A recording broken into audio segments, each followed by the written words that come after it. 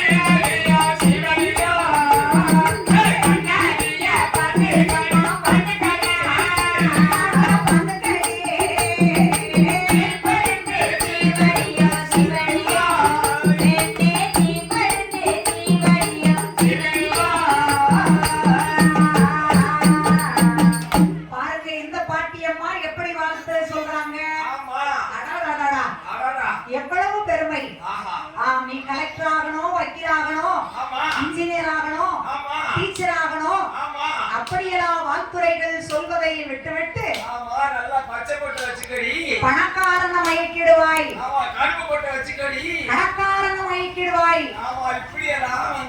ஆமா, சரி, லட்சுமி அம்மாளுக்கு அவ்வளவு அற்புதமாகவே அப்படி அவளுக்கு சடங்கு சம்பிரதாயம் அளிக்கும் போது